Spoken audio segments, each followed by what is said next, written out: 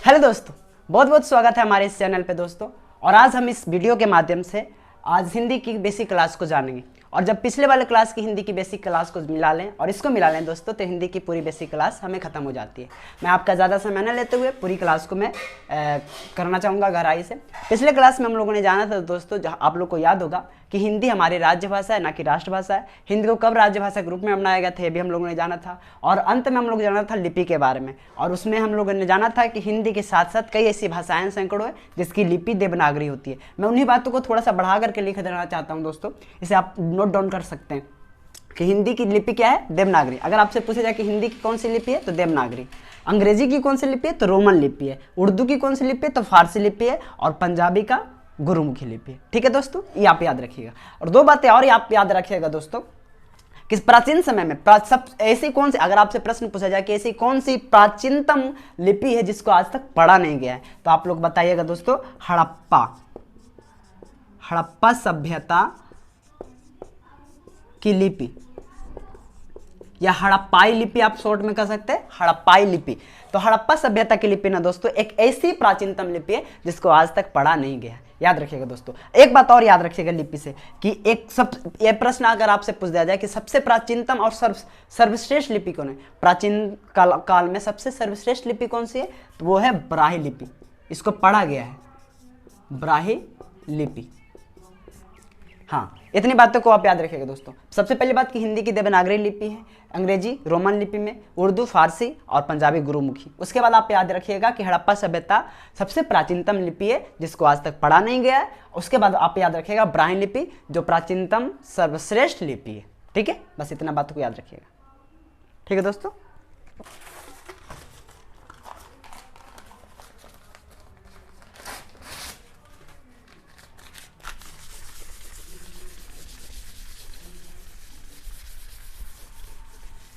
आगे की बात, और लिपि आप लोग जानते हैं, किसी भाषा के लिखने का चिन्ह को हम लिपि कहते हैं, लिखने के ढंग को लिपि कहते हैं। उसके बाद हम आगे की क्लास में जानेंगे दोस्तों। एक बात है कि आचार्य रामचंद्र शुक्ल के अनुसार, आचार्य रामचंद्र शुक्ल के समय के अनुसार, आचार्य रामचंद्र शुक्ल के समय के अनुसार दोस्तों हिंदी को ना 4 भागों में बांटा गया। 4 भागों में हिंदी साहित्य को। सबसे पहला भाग है काल के अनुसार, है ना। सबसे पहला को हम लोग कहते हैं आदिकाल, दूसरे को हम लोग कहते हैं भक्ति काल, तीसरे को हम लोग कहते हैं दोस्तों रीतिकाल, चौथा को कहते हैं हम लोग आधुनिक काल, आधुनिक काल। हाँ, याद रखिएगा दोस्तों, आचार्य रामचंद्र शुक्ल के समय के अनुसार हिंदी साहित्य को 4 भागों में बांटा गया समय के अनुसार। पहला का नाम आदिकाल, दूसरा का नाम भक्तिकाल, तीसरा का नाम रीतिकाल, चौथा का नाम आधुनिक काल। ये कौन कौन सा समय में पड़ता है दोस्तों, ये भी याद रखिएगा। आदिकाल ना दोस्तों 1000 एडी, एडी बोले तो ईस्वी, 1000 एडी से ना 1350 एडी तक आदिकाल चला है।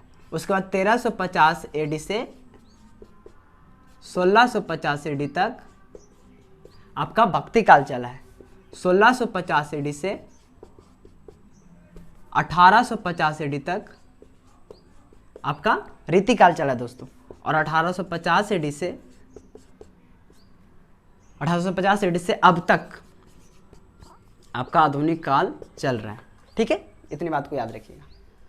आचार्य रामचंद्र शुक्ल के अनुसार हिंदी साहित्य को 4 भागों में आदिकाल जो 1000 एडी से 1350 एडी तक चला, उसके बाद भक्तिकाल 1350 एडी से 1650 एडी तक चला, उसके बाद रीतिकाल 1650 एडी से 1850 एडी तक चला, और उसके बाद आधुनिक काल 1850 ईस्वी से अब तक चल रहा है आधुनिक काल।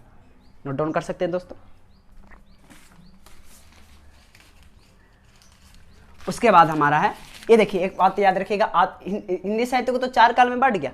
ये आधुनिक आदिकाल, पहला, दूसरा काल भक्तिकाल, तीसरा रीतिकाल, चौथा आधुनिक काल। अब आधुनिक काल को भी 6 भागों में बांटा गया है, वो देखिएगा दोस्तों, वो इम्पोर्टेंट है, मैं उसको बांटना हूँ।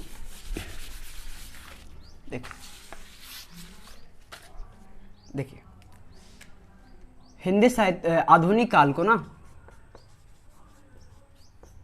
आधुनिक काल को 6 भागों में बांटा गया है। 6 भाग का नाम याद रखिएगा दोस्तों।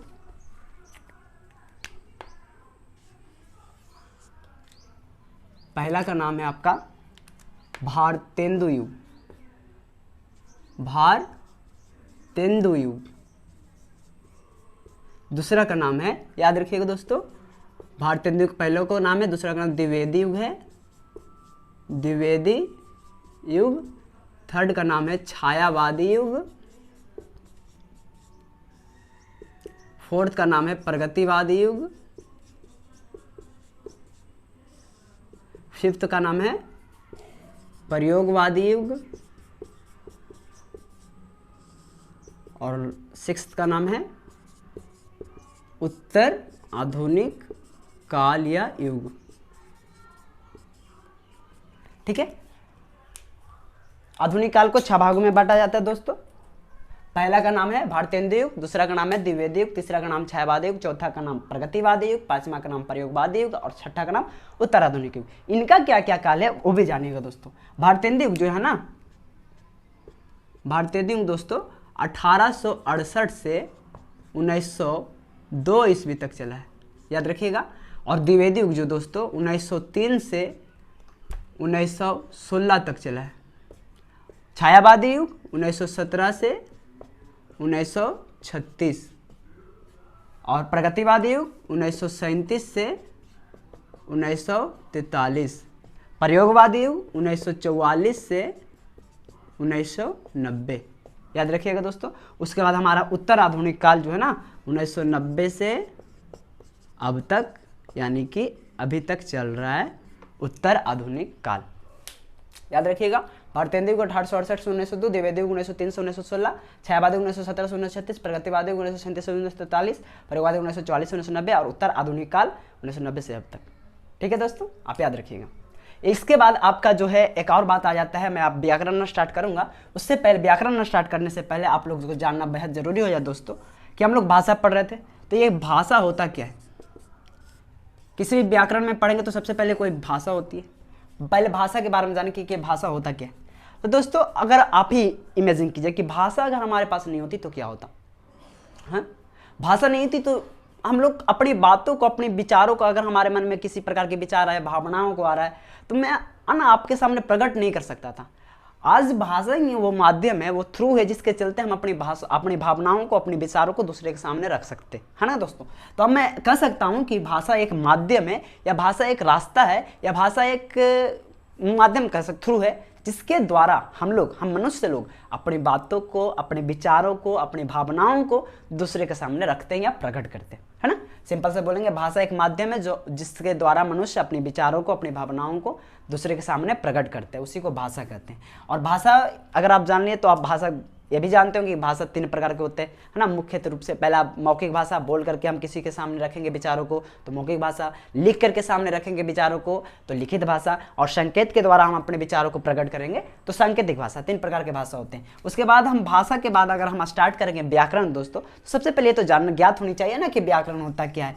तो दोस्तों व्याकरण जो है ना, व्याकरण होता है, आप लोग बचपन में पढ़ोगे, शुद्ध शुद्ध पढ़ना, शुद्ध शुद्ध लिखना, शुद्ध शुद्ध बोलना आ जाए, उसे व्याकरण कहते हैं। इस तरह से पढ़ते तो ये भी सही है। और मैं शॉर्ट में अगर बताऊं आप लोगों को तो आप कह सकते हैं कि व्याकरण जो है ना वही होता है जो भाषा को अनुशासित करे, है ना, जो भाषा को डिसिप्लिन करे। जैसे मैं कह दिया कि राम आम खाती है, मैंने एक वाक्य लिखा दोस्तों, राम आम खाती है, यह भाषा डिसिप्लिन में है क्या? नहीं है, ये शुद्ध नहीं है, ये अशुद्ध है। यानी कि राम जो है ना एक पुरुष है, एक पुल्लिंग का शब्द है, और यहाँ पे पुल्लिंग के साथ ना पुल्लिंग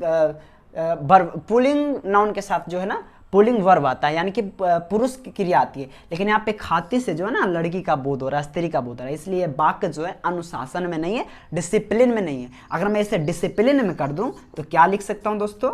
राम आम खाता है। तो ये वाक्य पूरी तरह से डिसिप्लिन में आ गया है, अनुशासन में आ गया है, इसलिए हम इस वाक्य को कह सकते हैं कि ये जो है ना व्याकरण का शुद्धतम रूप है। और हम लोग वही बोलते थे बचपन में कि व्याकरण वैसा शास्त्र है जिससे शुद्ध शुद्ध पढ़ना आ जाए, लिखना आ जाए अथवा बोलना आ जाए।